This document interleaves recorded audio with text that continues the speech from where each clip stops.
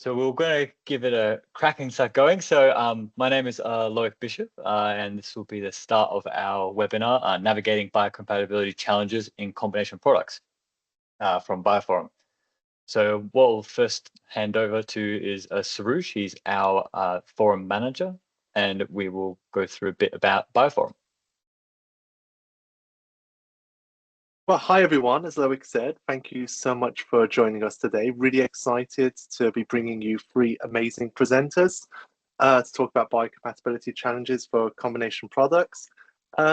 Just for the benefit of those of you that don't know about BioPhorum, just say that BioPhorum is a global collaboration network where biopharmaceutical companies and suppliers work together to essentially share best practices and drive innovation across the industry.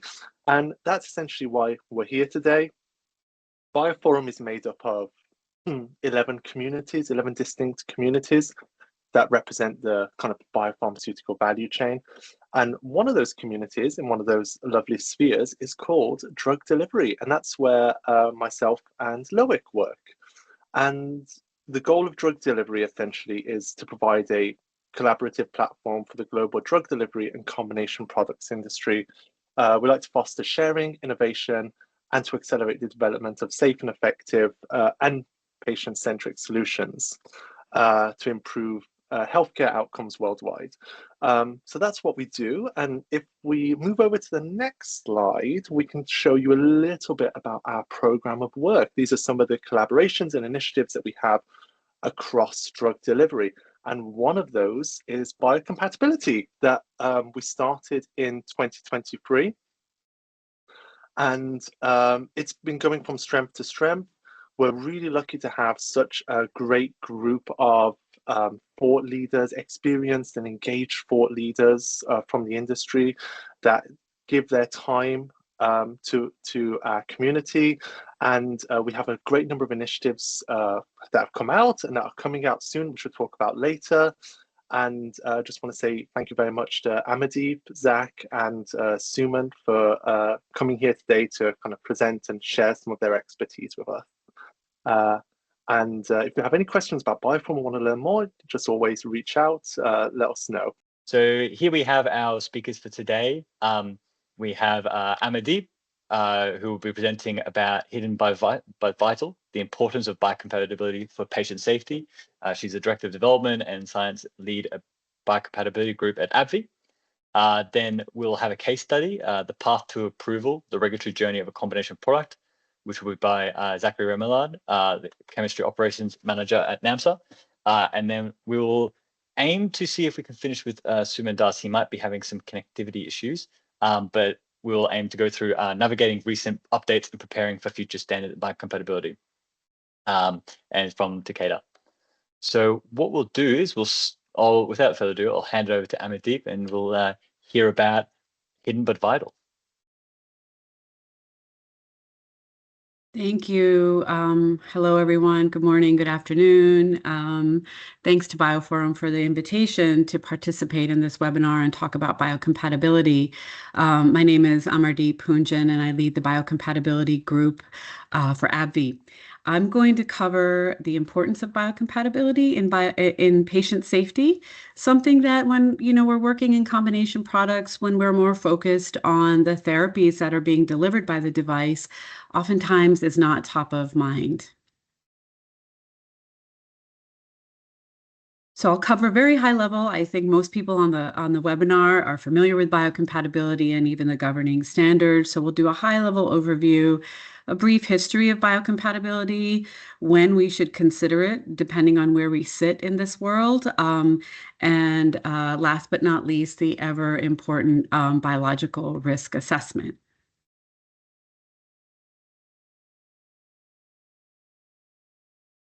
So biocompatibility is the ability of a medical device or a component material to function with a specific application within a living organism with an appropriate host response. It's where the host, the material of the device, and the function come together.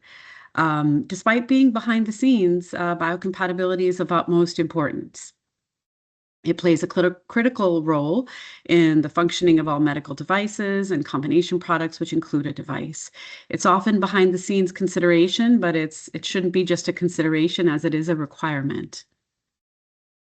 It is a risk-based approach to establish the safety profile of the device. It's governed by the ISO 10993 group of standards.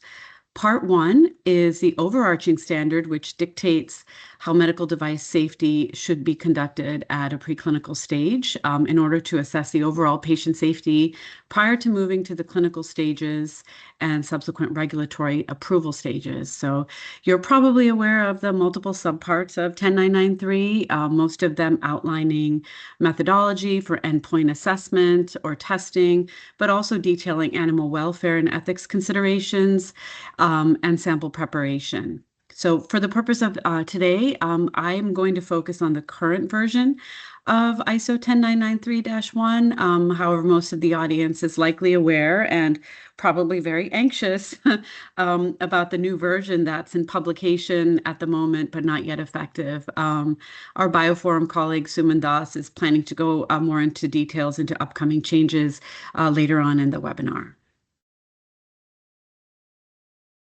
Go to the next slide, please.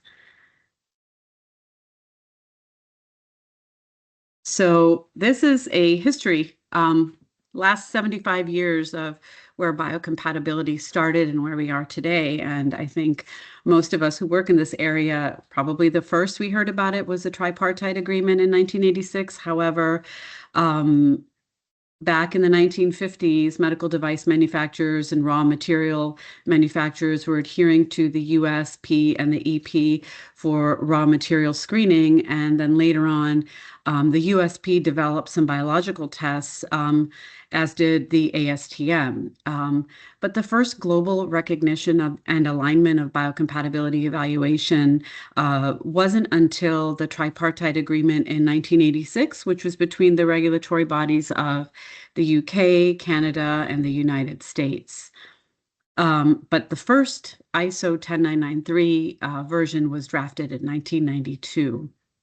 And it was done so to include testing and testing recommendations based on the categories of duration and type of contact with the patient.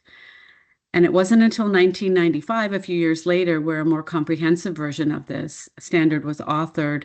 And it was also the first time the US FDA formally accepted the standard and included the G95 Blue Book memo, which, if you've been doing this for over 20 years, you can probably still see that chart in your sleep. We used it a lot to go back and, it was a checkbox sort of activity at the time, but that G95 Blue Book memo was a table that outlined the testing in order to demonstrate biocompatibility. It wasn't until 2009 where the risk management approach was included in the ISO standard, and the biological evaluation of the devices within a risk management process was defined. This continued on, as you know, until the current version, which is the 2018 version, where the integration of a biological evaluation into that overall risk management process was added. And so how that differs is that now you really do need to have a document stating that, why you're doing the testing you're doing and why you're not doing the testing you're doing. So that risk assessment has to be documented, not just conducted. As you can see, it's taken over 75 years to get to where we are, for the manufacturing community and regulatory bodies to reach this more robust state of diligence regarding patient safety. And I think this evolution highlights the importance of biocompatibility for the safety of our patients.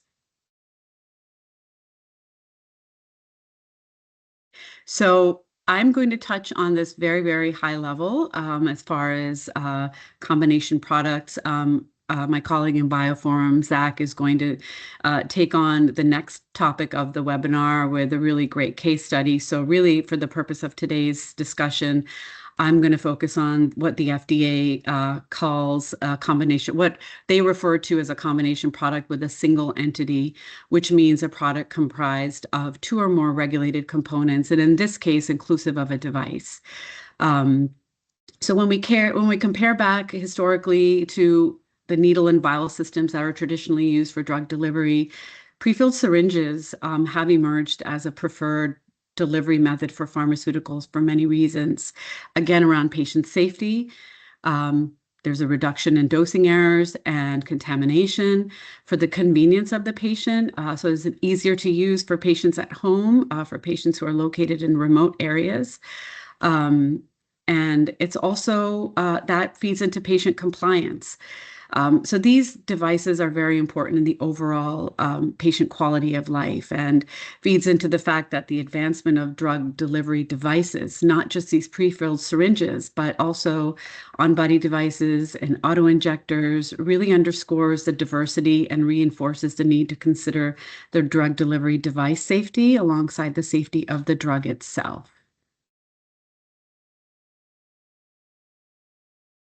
So the biocompatibility process or evaluation process for combination products and standalone medical devices has distinct differences due to the nature and complexity of each product.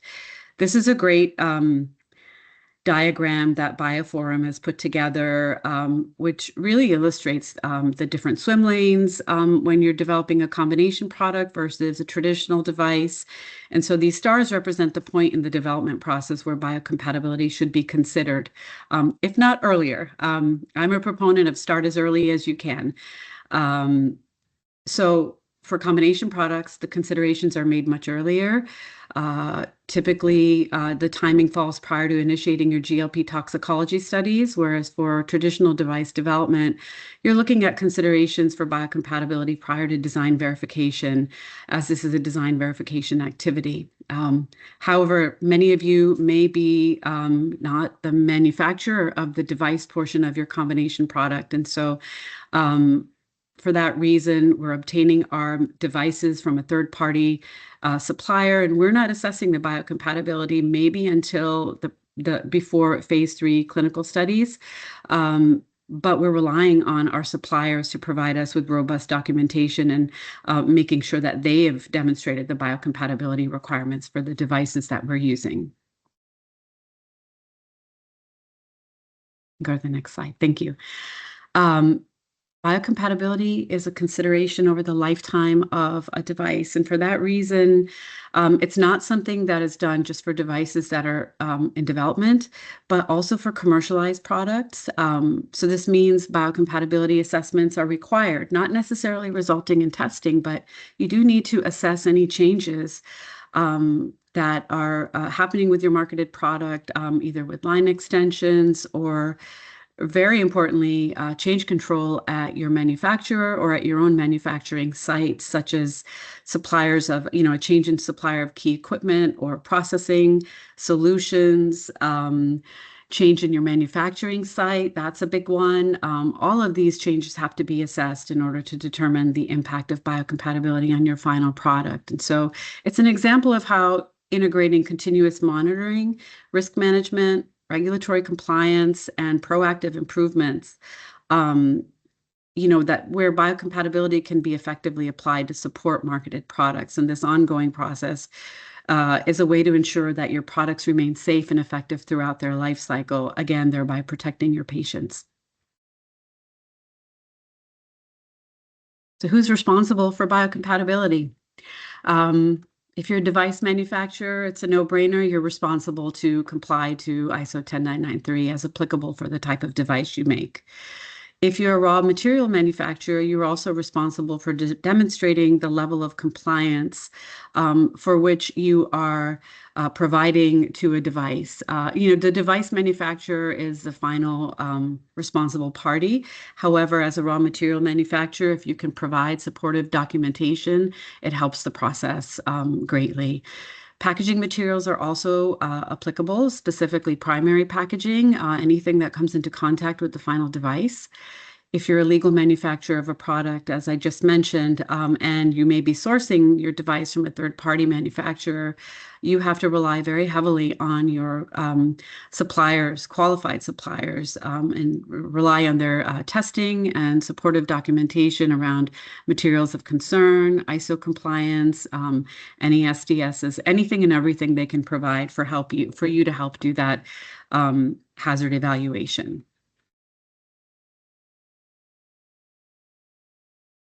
I include this slide only because this is where we are today. We may have the final standard tomorrow, but as of today, this is the device category biological evaluation table that is a part of the current Part 1 standard. It's probably going to change.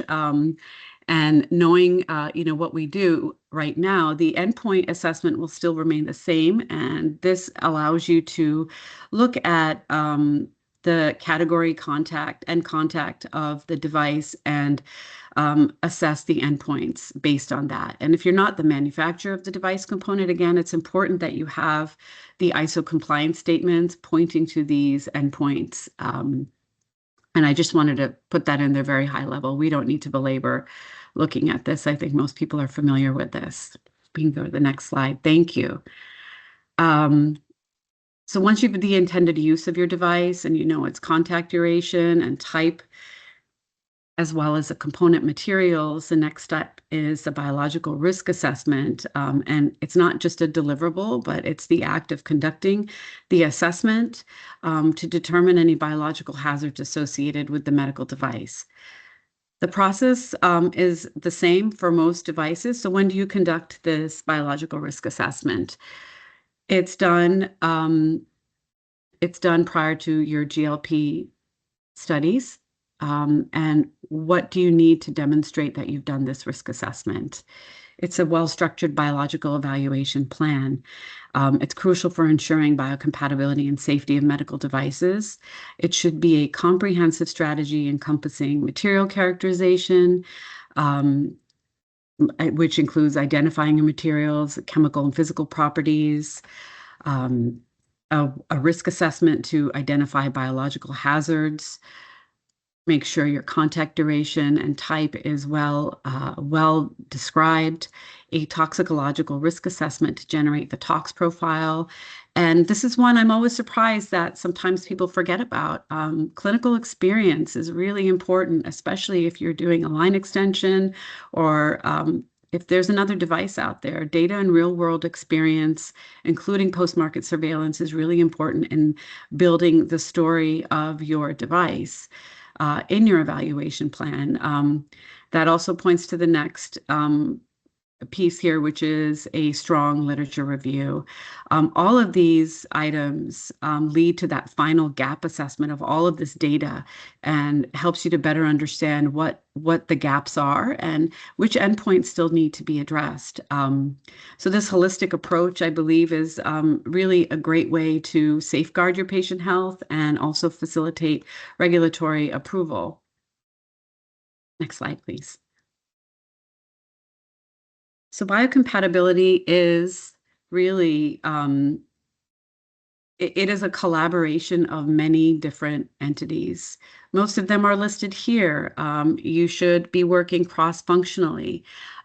Cross-functional engagement with diverse SMEs, collaboration, I can't state it enough.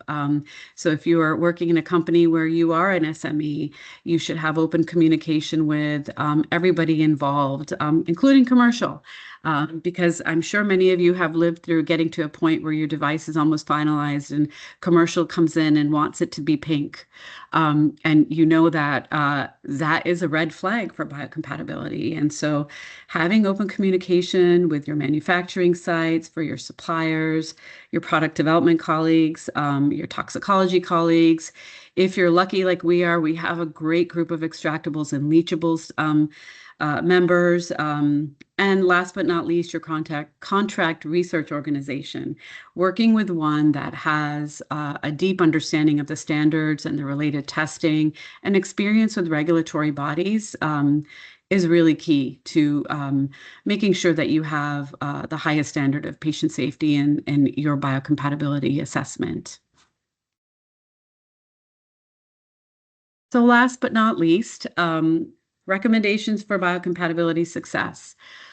It's really important, as I mentioned, to have communication with anyone and everyone on your project team or, whoever you may be working with in your specific role as it relates to biocompatibility. Just open communication, consider it early, consider it early. Can't say it enough. Select well-characterized component materials, understand your endpoints. And yes, we know we have robust supplier documentation mentioned twice because it is so important. These are a lot of the challenges, that we're facing by teams, across various organizations represented in BioPhorum, and I'm sure beyond that. So this work stream at BioPhorum has been focusing on these pain points and how we can collectively develop strategies to resolve some of these issues in a way that it'll streamline the work that, while we can still be compliant. Thank you for your time. That is my last slide.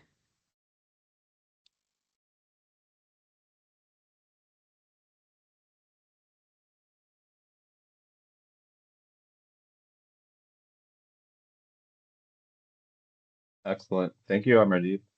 Look, I'm just going to jump into it. We good with that? All right. Thank you to BioPhorum for having me this morning. My name is Zachary Remillard. I'm the manager of lab services here at NAMSA's St. Paul laboratory, focusing on chemical characterization. So I'm really glad Amardeep did such a great overview of biocompatibility. What we focus on here primarily is the extractables, leachables portion, which is one part of the larger biocompatibility testing and in regards to patient safety. So I'm here to give you a couple of tools and oversight on the regulatory path to approval for combination products. Now, living in the land of 10,000 lakes, of course, we need to put in a slide here with some reference to a boat. But frankly, combination products are complex, and the regulatory path is not always smooth, but it's possible to navigate through those choppy waters and get to your destination here.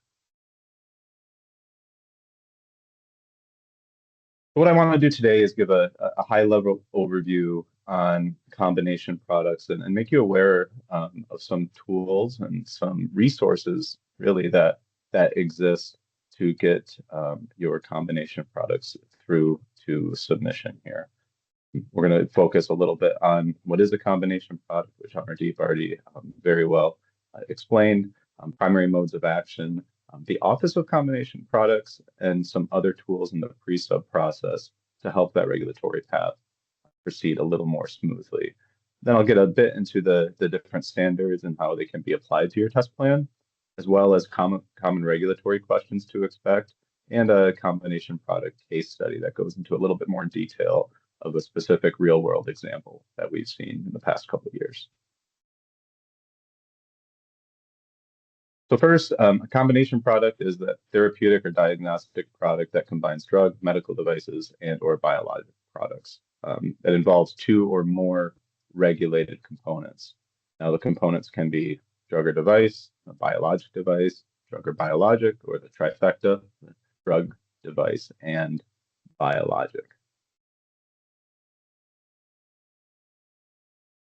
And one of the main things to determine in your combination product is the primary mode of action.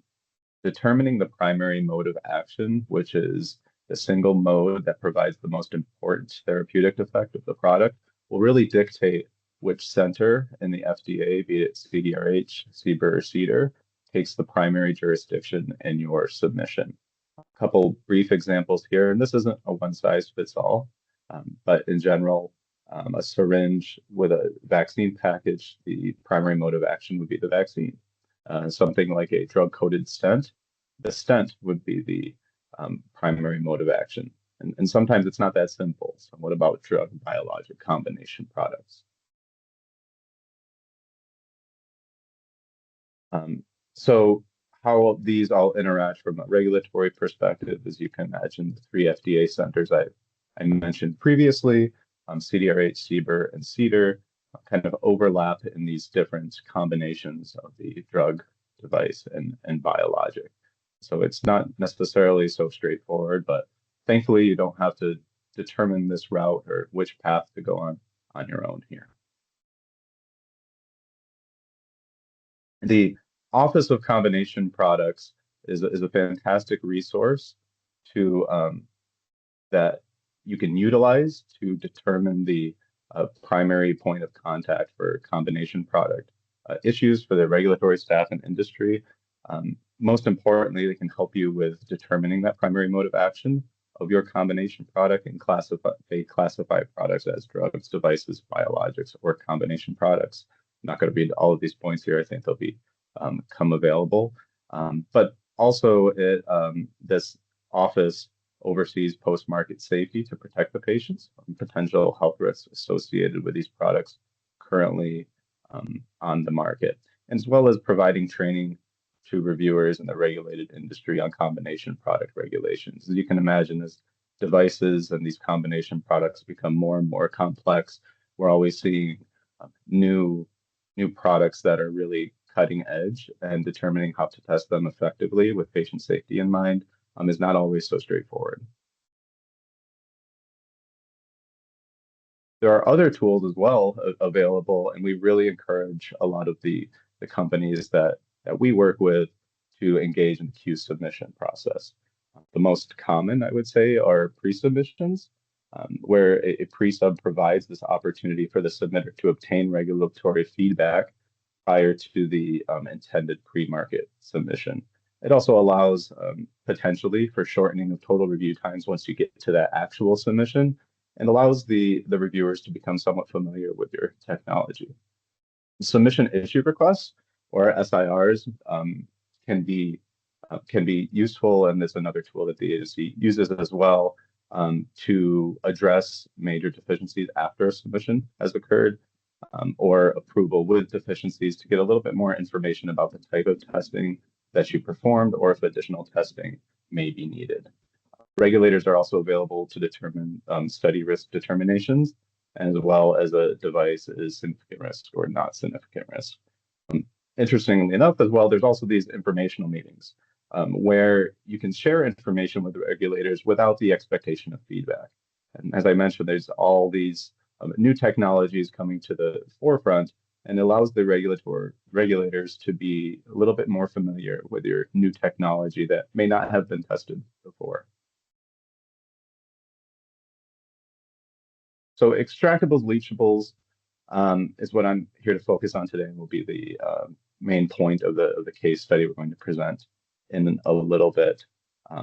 Now, determining which standards are applicable to the extractables, leachables testing for your combination products is paramount, and partnering with a lab who's familiar with a standard is necessary. And for drugs or biologics, we lean heavily on USP1663 or 1664 for extractables and leachables, respectively, for pharmaceutical packaging and delivery systems as well.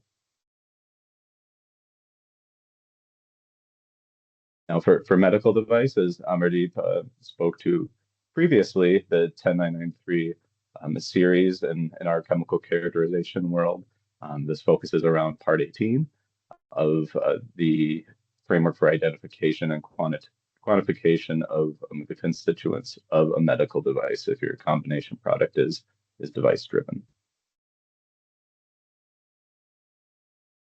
So applying these standards for a drug and or biologic with its packaging, you'd focus more so on the USP series there. A medical device with its packaging can solely be for the 10993 Part 18.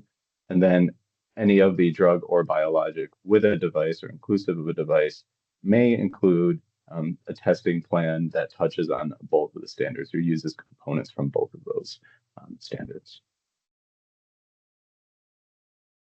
So these are going to get a little bit into the details of some of the extractables, leachables parameters around both of those sets of standards, both sets referring to the pharmacopoeia as well as the ISO Part 18 standards.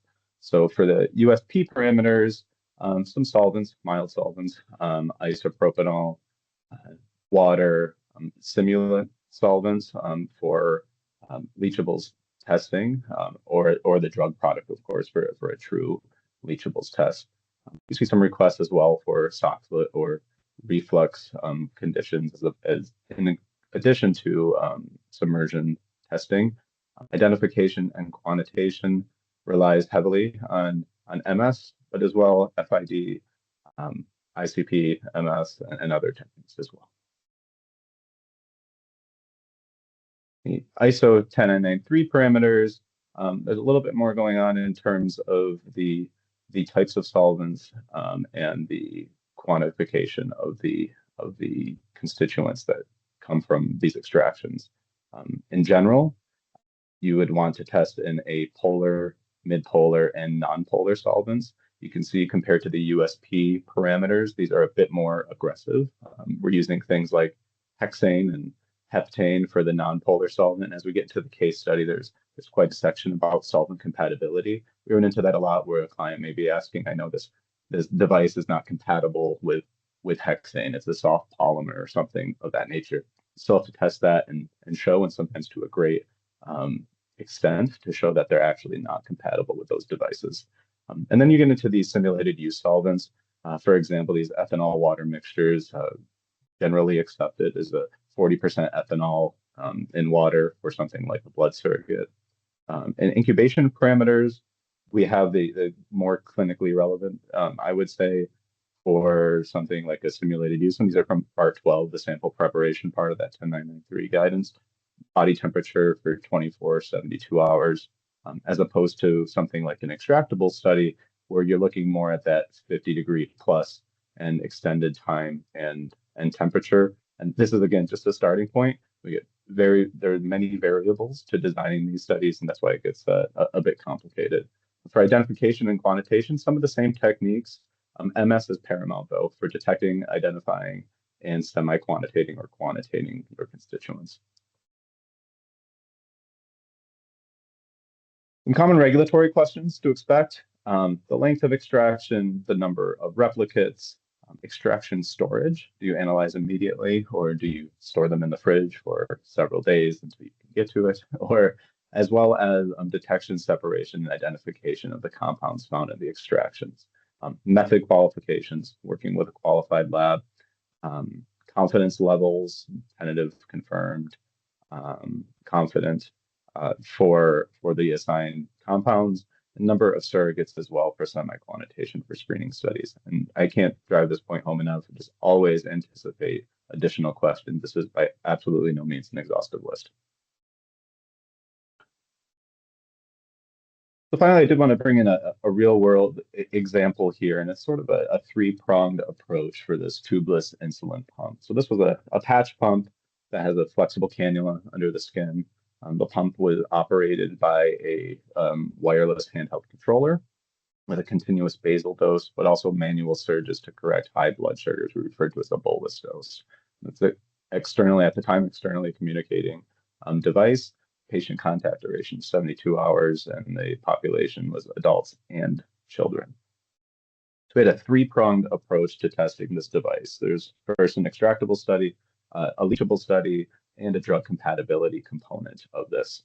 You can go to the next one here. So I mentioned previously for the solvent compatibility, choosing that nonpolar solvent, it's important to have a nonpolar solvent to extract those nonpolar compounds out of the device and be able to identify them. In this case, as I mentioned previously, like nothing worked, right? This tubeless insulin pump had a lot of silicon components inside, but what I encourage you to do if you're in a similar situation is you have to test every nonpolar that's in that part 18 and at least show that they're not compatible.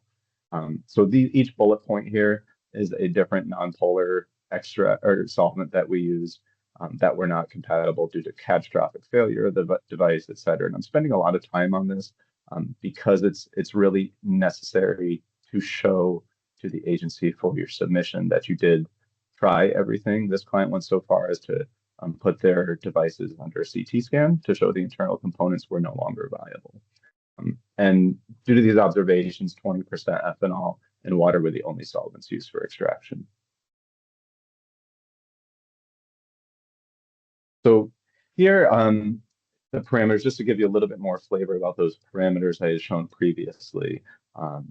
For the semi-volatiles, non-volatiles, or volatiles and metals, these were run at 50 degrees C for 72 hours. Obviously, well exaggerated over clinical body temperature at least. And the timeline was about the same as this device would be used anyway. I have a table next about the kind of compounds that were found. No extractables were found in the GC or headspace of the water extracts. However, this is a typical extractables profile for the different solvents and different techniques here. The second approach, the second part of this program was the leachable study, where we actually used the insulin as the solvent in the extraction and then tested that insulin with a screening method to determine any other compounds that were coming out into the insulin that may cause an issue for patient safety. This was a little more clinically relevant, 37 degrees for 24 or 74 hours in 2 different types of insulin. And then the next 2 tables are, you see a little less number of compounds that were extracted out. These are softer conditions, more clinically relevant. So this is expected. And finally here, the device compatibility with insulin itself. So the parameters are up on the upper left table here. Actual bolusing amounts that would be used in clinical practice by the patient. And then really leaned on the USP monograph for these insulin types to show potency and preservatives, particulate matter, etc. So fairly complicated pathway, but it was successful for the clinic. Just in closing here, just understanding the types of combination products and the mode of actions, leverage the resources that exist, particularly in the pre-subs, engage with SMEs for support, allow plenty of time. I could say that one twice, as MRD pointed out, early. Allow time for the execution and expect and plan for regulatory questions. So that's my last slide, and thank you very much. Thank you very much to Zach and Amandeep. So I just want to say a big thank you to Amandeep and Zach and Suman for having the time to do that. The people within BioPhorum who work across the companies have full-time work, and then they come and do extra things to help move the industry forward. So thank you very much for your guys' participation this morning for you guys, this afternoon for us over here. And thank you all for attending to the webinar. I know people are all across the world, so joining up is really great to have you guys talking about biocompatibility.